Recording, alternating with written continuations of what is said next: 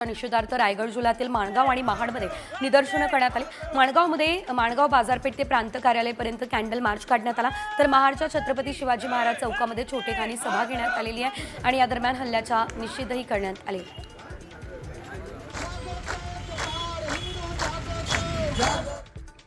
शेतकऱ्यांना शासनाकडून ज्या सवलती आणि विविध योजना दिल्या जात आहेत तशाच आता मच्छीमारांना देखील मिळण्याची शक्यता आहे। राज्य सरकारच्या मंत्रिमंडळाच्या बैठकीमध्ये मासेमारीला देखील कृषी क्षेत्रासारखा दर्जा देण्याचा निर्णय घेण्यात आला आहे। मच्छीमारांमधून या निर्णयाचं स्वागत सध्या केलं जात आहे।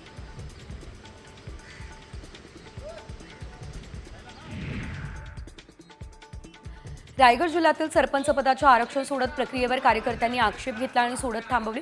ज्या ग्रामपंचायतींच्या निवडणुका काही कारणास्तव होऊ शकलेल्या नाही त्या आरक्षणाचा लाभ संबंधित प्रवर्गाला मिळालेला नाही, तर हा त्या प्रवर्गावर अन्याय आहे असा आक्षेप आहे। त्यामुळे सोडत तहकूब सुद्धा करण्यात आलेली आहे।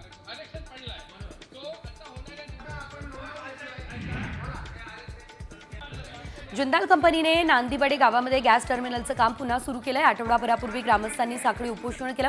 या पार्श्वभूमीवर कंपनीकडून काम थांबवण्यात आलेलं होतं, मात्र तहसीलदारांना पत्र पाठवून प्रकल्पाचं काम थांबवणं अशक्य असल्याचं सांगत गॅस टर्मिनलचं काम पुन्हा एकदा सुरू करण्यात आले आहे। रायगड जिल्ह्यामध्ये उन्हाचा तडाखा वाढत चाललाय, त्यामुळे नागरिक थंडाव्यासाठी ताडगोळ्यांचा आधार घेत आहेत। सध्या अलिबाग तालुक्यामध्ये रस्त्याच्या कडेला ताडगोळे विक्रेते बसलेले दिसत आहेत। या ताडगोळ्यांना चांगली मागणी आहे। 100 रुपयांना 8 या दरानं ताडगोळ्यांची विक्री सध्या होताना दिसते।